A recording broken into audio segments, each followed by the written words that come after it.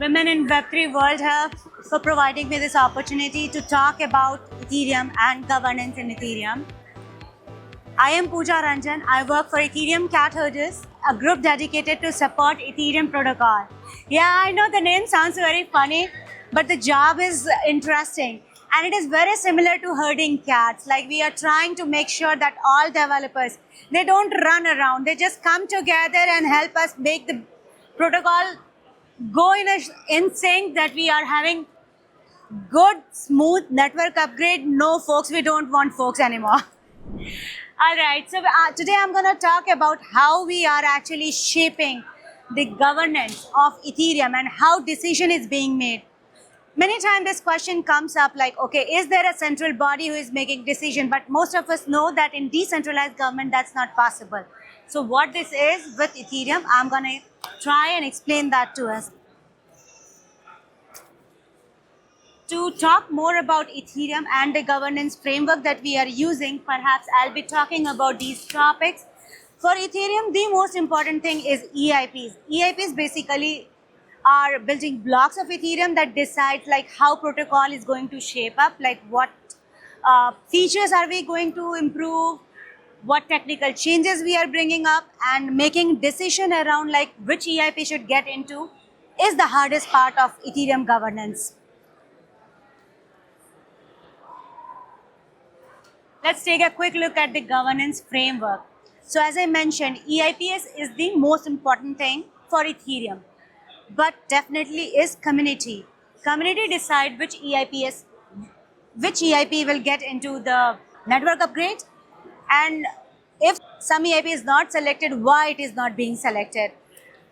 Core developers plays an important role here. Core developers are developers who are running Ethereum clients. For Ethereum, there are 10 clients, 5 on execution side, 5 on consensus side, and we try to get their consent before including any EIP for network upgrade. This is not easy because when we have 10 clients, they have like 1,000 people and they have all different minds. That's why we are cat herders. We try to bring them together and come up with a resolution of the conflict for contentious proposals, whether it should be included or not. And all of this happens with the help of rough consensus. We can never get absolute majority. Not every time 100% people will be on board. But we try to make a consensus based on majority of what people are looking for. And what role Ethereum improvement proposals play here. So this is the basic architecture of when Ethereum was planned in 2015. When it was there, the EIPs were divided into 3 different categories. One was for core protocol, which was considered for network upgrade. One for client API to connect with infrastructure and different clients. And the third one, the contract standard. I'm sure many of you must have been familiarized with that. That's basically application layer standard. ERC20, one of the most popular ERC, which is a contract standard that defines like how new protocols can be deployed on top of Ethereum. So this was the basic model of EIPs when decided in 2015. And again, to get this, we need consensus. We need to standardize the process. We need to make sure that these proposals always get into, if not complete, like get most exposure. We have enough discussion around these proposals before it can get included into an upgrade. Now this is the present structure. As on date, EIPs are divided into 3 different types. Standard, meta, and informational, and standard track are further divided into 4-5 categories. Core, ERC, interface, networking, and roll-up. So let me talk about what are the 3 different types. Standard track, I will come back. Meta is basically something that every individual in Ethereum, every developer in Ethereum has to abide by. So its meta means something that cannot be overlooked. Informational by default is informational. We try to document things which people may need for additional information, like what's going on in Ethereum and why we are doing this. There is a very popular informational proposal which was for Beacon Chain. Many people heard about Ethereum 2. So what was Ethereum 2? What was Beacon Chain? What was sharding? Everything is explained over there. Now let's come to the most important part of it. It's like standard track. Standard track is like divided into, as I said that earlier, there were only 3 categories. Based on that, So core proposals are proposals which are selected for the network upgrade. ERCs, of course, are application layer, and interface networking are important for clients and application to sync with each other. But this last one, roll up, it is the latest addition. Many of you may have heard about layer 2 projects. How are we going to interact with layer 2 projects? So roll up proposals are proposals which connect layer 1 and layer 2 blockchains. So we do have a standard process for that, and the process of a standardization for roll up has to go by RIPS, roll up improvement proposals. This is the process that we go about. We have simple idea, then we merge the idea as a draft by making a simple pull request in GitHub repository. It has to go through review, last call and final. The last call section is important here. When we talk about core EIP, there is no defined line for last call. The defined line here is the number of tests that it passes over. But for any other category other than core, this last call to final period is just 14 days. You have to be there for 14 days and you have to make sure that the proposal is being accepted and it is not getting any further feature request or enhancement suggestion. If everything goes good, the proposal can be moved into final status. Let's take example of ERC20. ERC20 is a standard, and based off ERC20, we have numerous blockchains. Those are running these days. So we try to build a standard that is catering to many projects, not a single application.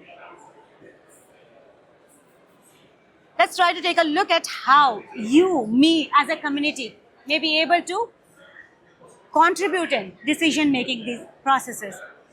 So most of the discussion here happens on Ethereum Magician.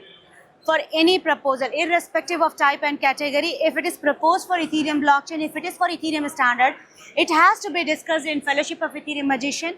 The reason we centralize this discussion forum is there should be only one place to go to get all sort of feedbacks. If it is positive, if it's negative, whether you like it, you don't like it, why you don't like, you need to explain everything, and the author would not have to go to 10 random places like Twitter, Discord, GitHub, so many places. Just come to Ethereum Magician and add your feedback, and author would look into that.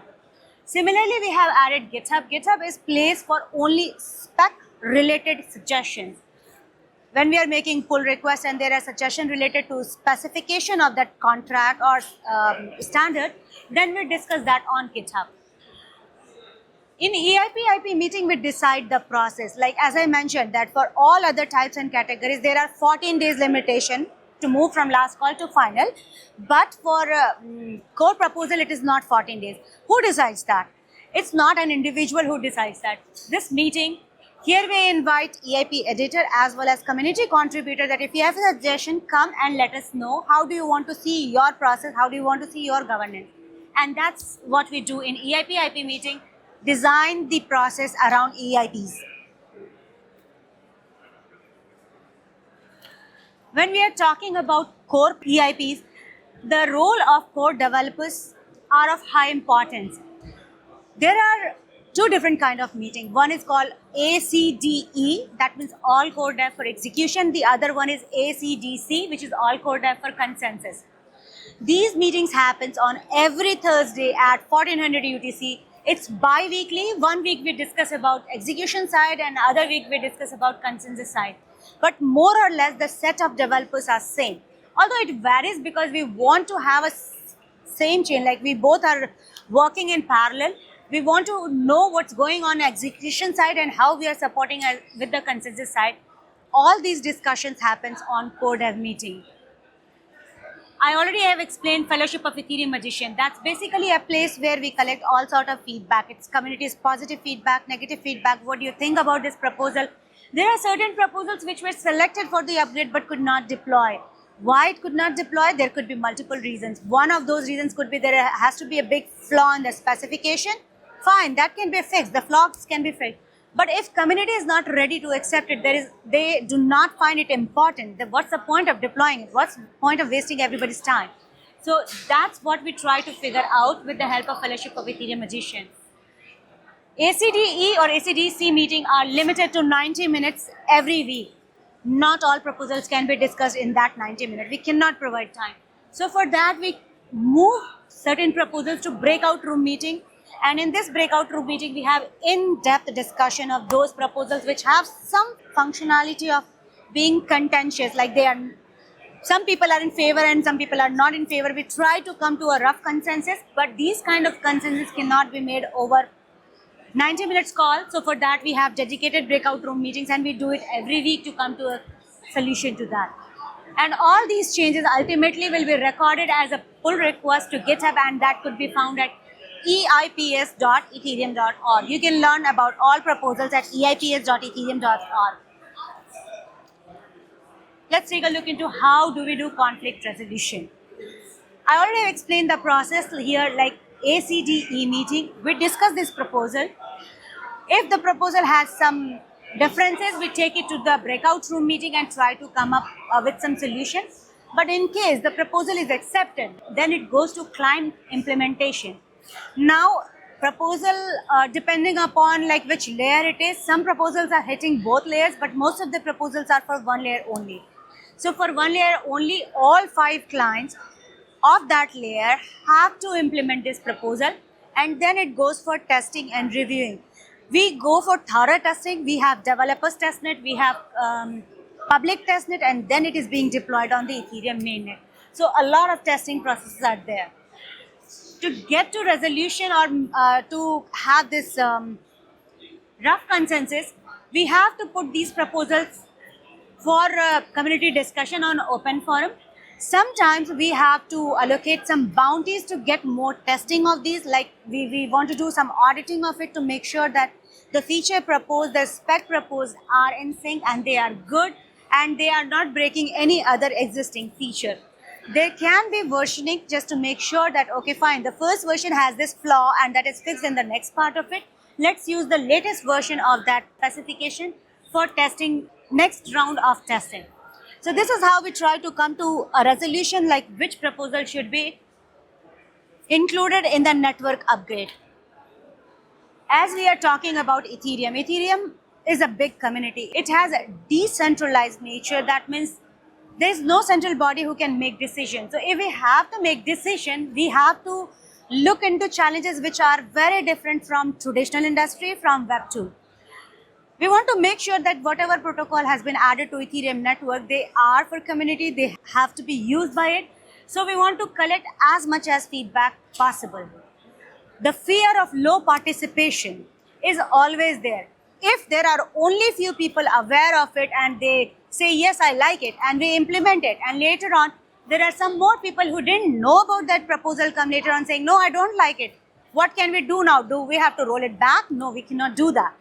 So we want to wait for some more time, and this may delay getting to a consensus, but delay is better than disaster. So we give them this room of flexibility here. We try to coordinate and share this information. We have various educational and tutorial programs. Ethereum Cat Herders try to provide an overview of each and every proposal with the help of PEEP and EPA podcast series. That is basically to provide high-level overview for general public. ELI 5 kind of, you can understand that. But for client developers also, we try to talk about specification and look into the minor details of it. Yeah, I think we have already discussed about like some proposals may need further auditing to make sure that it is going right. How do we want to see our governance future?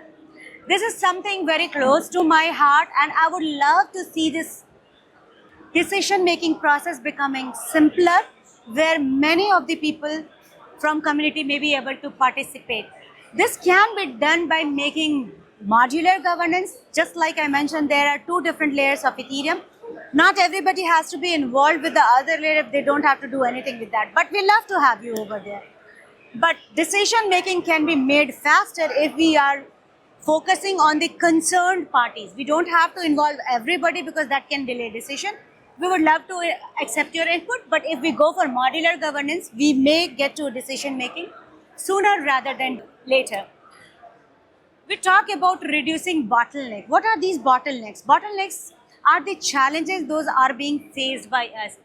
Even if the proposal is out for very long time, it does not get attention unless it is the last minute time. Like unless an upgrade is announced, nobody looks into what EIPs get into the proposal. So we highly encourage people to start looking into the GitHub repository and meta files. Meta files talks about any upcoming upgrade. For example, Ethereum is going into Petra upgrade, Prague and Electra upgrade. That's called as Petra. So for that, we have a Meta Petra upgrade EIP, which people may look into to understand which all proposals are included in it. And of course, pPenny provides all explanation for all these proposals if you want to get in depth into it. We want to provide information, we want to educate our community and make sure that this place is including all kind of decision. We want to have a stronger Ethereum, a resilient Ethereum, and this can be only done with the help of community participation. Thank you everyone for coming out to listen to my talk today. If you have any question, comment, I'm around, please find me, or if we can take 1 or 2 questions if anyone has it. Yes, please.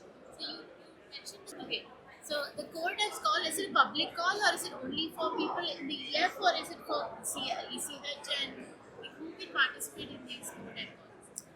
That's a very interesting question, and I think this question has to be answered. The reason behind it is like people think that sometimes decisions are being made in a closed room and this core dev call can be considered like that. But the reality of core dev call is like it is 100% public, but the participation, like you can jump into a Zoom call for that core dev call only if you have added your agenda. What do you want to discuss? You want to discuss certain proposal, add it to the agenda and the coordinator will include it. You can't be a passive listener. You can be a passive listener because it is live streamed all the time. So all of those meetings that happens in Ethereum ecosystem are available on YouTube, and Cat Herders documents their meeting notes. We also publish their podcast version of it. So you don't have to go to YouTube all the time and start watching. You can just listen while you are driving, while you are walking and doing that. But if you actually want to participate in it, you have to put your agenda topic beforehand, and this can be found at github.com/ethereum/pm. There you can find, yeah, that's PM, project management. So there we can find agenda for the next week. Every week's agenda is listed there, and if you have a topic in mind for discussion, you can just add it over there, and then you can include the Zoom call. Zoom call is public, of course, but we want that it should be with people who have like really something to add into the call. Do you have to upload the topic of the like Zoom call or something? We try to have this topic related. So these core dev calls are generally discussing next upgrade. So if you have any topic related to next upgrade, you can do that. Or if you have like any research work that has been done, even if it is not part of any EIP, but you want to share that research which is relevant to the next upgrade, you can add as a topic, you can add your research paper, PDF, or whatever you have done, you can add it there and you will get an opportunity to present it over there. Can you talk a little bit about how to be part of ECH? Ethereum Cat Herd is an open community. It's like you can consider this as a very first step of entering into Ethereum ecosystem. There is a Discord channel. I don't know. Oh yeah, is it there? Yes. And this is like for more meetings. Like if people want to get involved with EIP but they don't know where to get started. So there you will get the Zoom link where all these meetings are happening, and you can obviously join. All these meetings are public. These are available on YouTube. You can participate, and to join those meetings, you don't have to put agenda item. You can join those individually. For all core dev meeting, we try to keep it a little bit gated just to make sure that some notorious parties do not spoil our time. It is 90 minutes only and a lot of things to be discussed. So for Cat Herders, we invite all technical as well as non-technical people to join us. Technical people, if they don't know from where to start, I think we would expose them to so many clients. Depending upon their choice of language, they can make their choice of making contribution to respective client. And for non-technical people, we encourage them to join and start sharing some educational resources which may be helpful to other people. If you understand anything, make videos about it, make a blog post about it, and share it with the community. Thank you so much.